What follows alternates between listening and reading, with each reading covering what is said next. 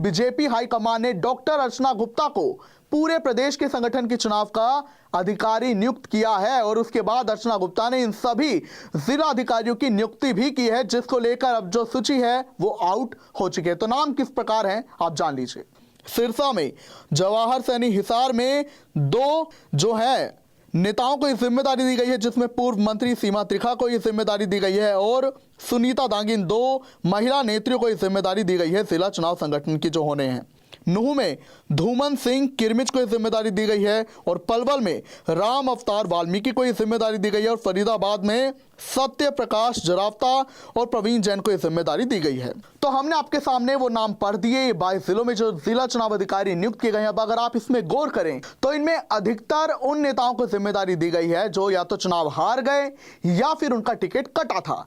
क्योंकि आपको बता दें, बीजेपी ने जो है पंचकुला में जब बैठक हुई थी उसमें सूत्रों के हवाले से जानकारी ये मिली थी कि हाईकमान ने चाहता है कि जो नेता हार भी गए हैं तो उन्हें साथ लेकर चला जाए, वहीं जिनका टिकट कटा वो इस बात से खफा हैं तो उन्हें मनाकर भी संगठन में उन्हें एक्टिव रखा जाएगा। और इसी के लिए कवायद भी शुरू की गई है, जहां पूर्व मंत्रियों को जो हार गए थे चुनाव और जिन नेताओं के टिकट कटे उन्हें भी ये जिम्मेदारी दी गई है ताकि वो संगठन में एक्टिव रहे, एक अहम भूमिका संगठन में निभाए। क्योंकि अब हरियाणा में जो है बीजेपी का नया संगठन चूंकि तैयार होने जा रहा है तो उसको लेकर संगठन के चुनाव होंगे और जहां हाईकमान की पूरी तैयारी यह है कि वो नेता जो इन चुनावों में एक्टिव नहीं थे, टिकट का इंतजार कर रहे थे और कुछ काम नहीं किया, तो उनकी भी छुट्टी करने की तैयारी है। और ऐसे में नया संगठन तैयार होगा तो अब जो निकाय चुनाव होंगे बीजेपी उन्हें सिंबल पर तो लड़ेगी ही, लेकिन एक नए संगठन के साथ चुनाव लड़ेगी। क्योंकि जब नायब सैनी के नेतृत्व में हरियाणा में विधानसभा चुनाव लड़ा गया दोबारा, तो उसमें बीजेपी का पुराना संगठन था और अब एक नया संगठन तैयार हो रहा है ताकि एक नए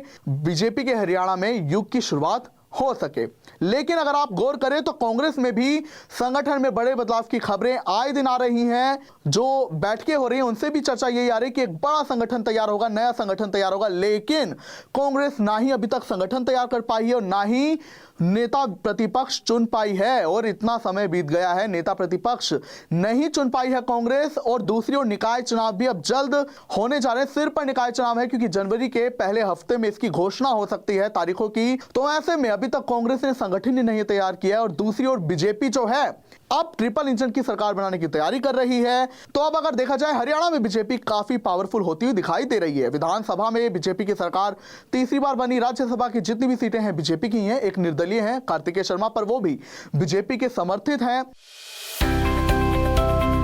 अब किसी भी प्रकार के दर्द से क्यों होना परेशान जब ऑर्थो चार्ज कैप्सूल हो आपके पास।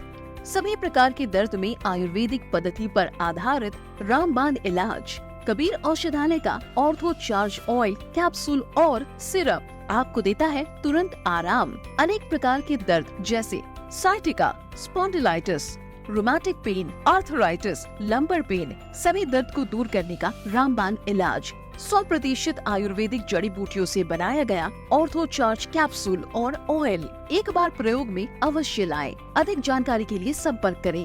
एड्रेस: कबीर औषधालय, सेक्टर 14, सोनीपत, दिल्ली, NCR।